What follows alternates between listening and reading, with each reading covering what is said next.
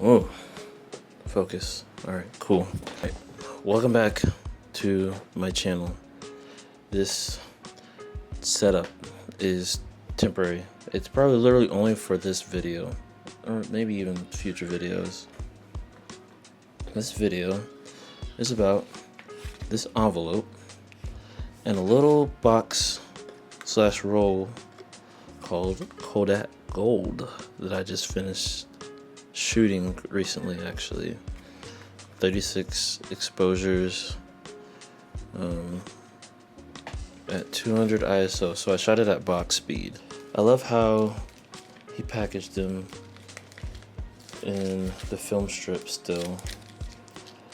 I'm not sure if that's like the standard for film stores, so that's pretty cool. I might eventually rescan all this film. You'll see why in a minute. I can't even get this back in the paper or in the envelope.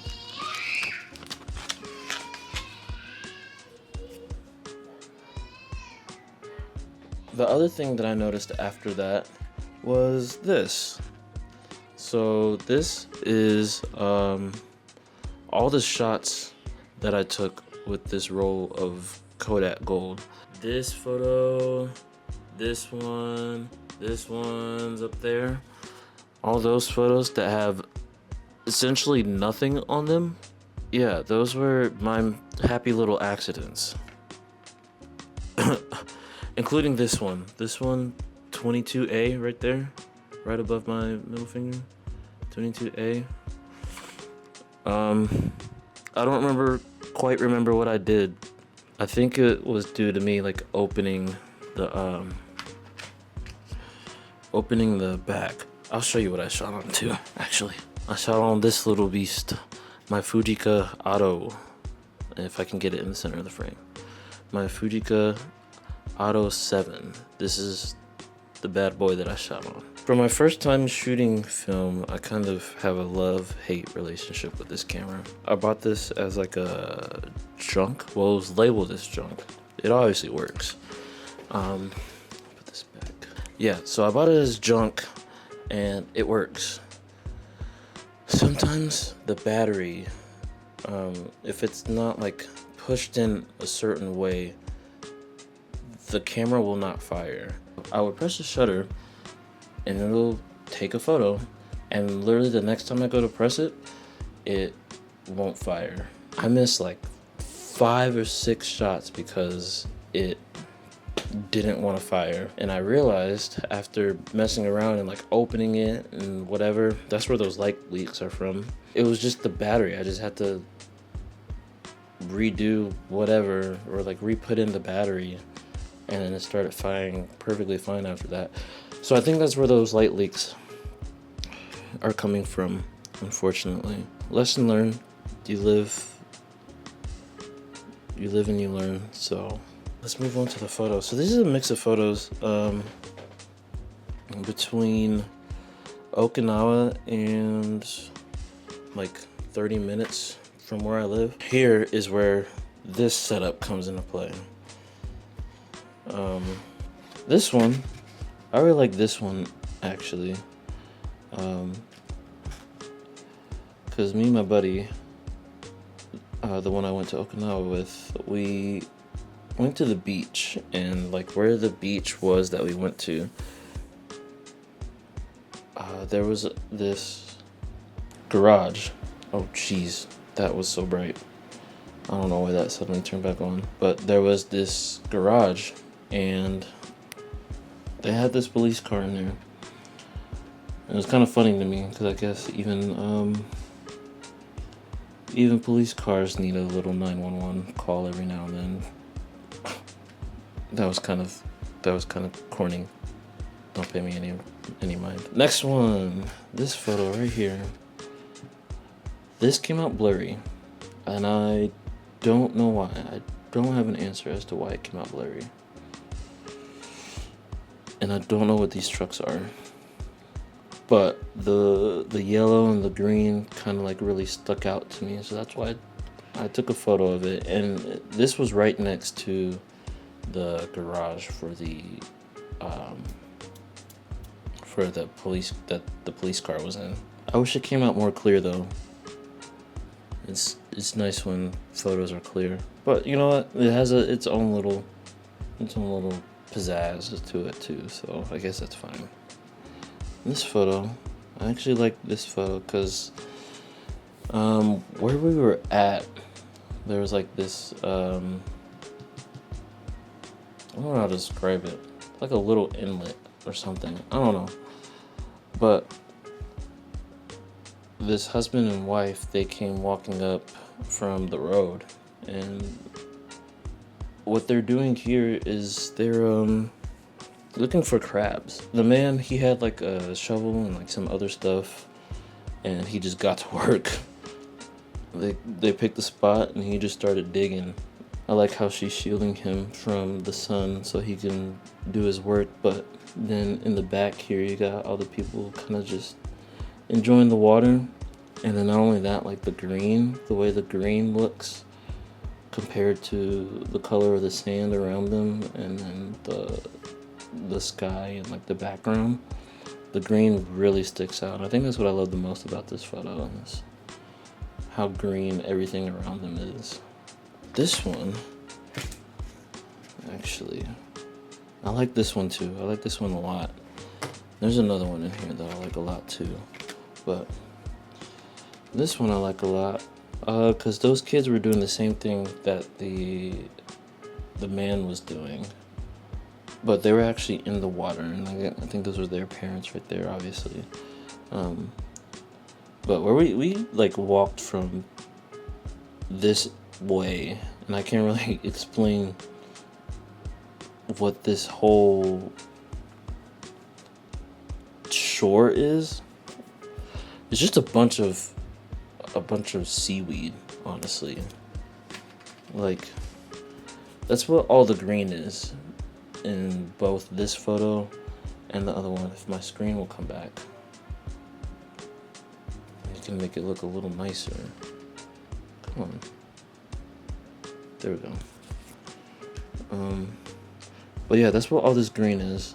And this one and the other one is just a bunch of seaweed. So, but anyways, yeah. There's that one. Now these ones. These photos, I really, really like these photos. So there's a spot in Okinawa called American Village, and it's got a bunch of like restaurants and shops and stuff. And this particular day that I went, I don't remember what time I went over there at, but the sun was setting and everyone was waiting along like the waterfront, I guess you could say. There was like one long sidewalk kind of going around, following like the where the water comes up at and whatnot. And there's just a bunch of people just sitting there watching the sunset and not really putting two and two together. I'm like, man, why is everyone out here just sitting down like watching the sunset? Not realizing when you actually sit and just pay attention, you can quite literally see the sun going down below the horizon. And that's partly why I snapped this photo too, because I love the silhouettes, and then the sun just fits perfectly right between them, and you can kind of hard to tell, but I know that they were looking at the sun, watching it go down. So that's what everyone was doing. Everyone was watching the sun go down, recording it, and basically like saying goodnight to the sun. I think I heard someone say. And then you see this one.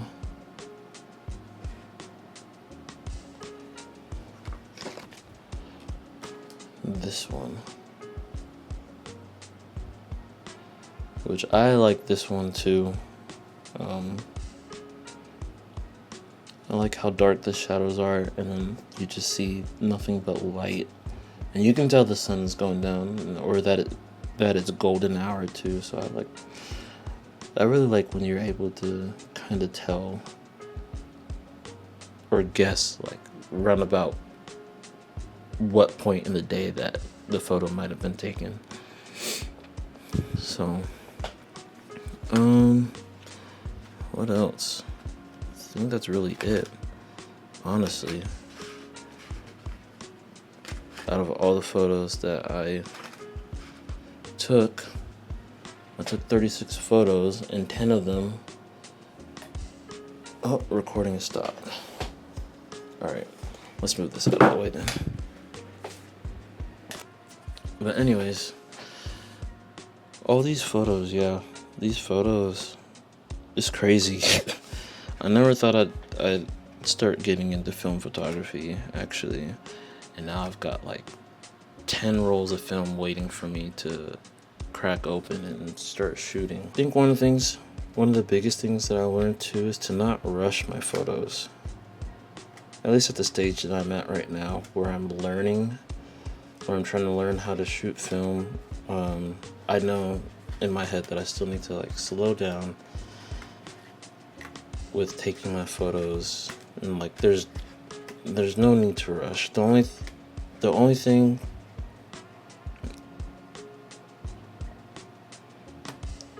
only con with taking a photo on film is that you can't see it right away.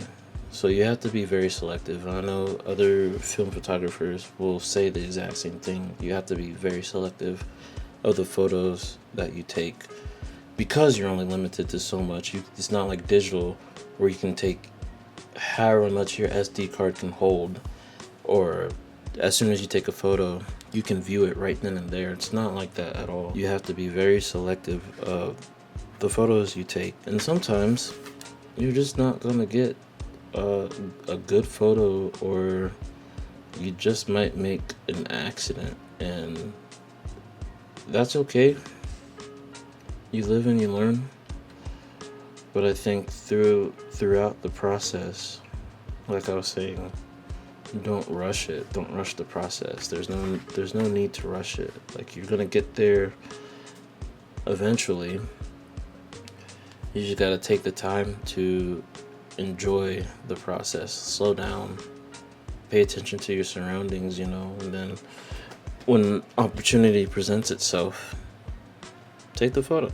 Once again, thank you for watching. I hope you stick around for my next video. And yeah, I'll see you in the next one. Peace.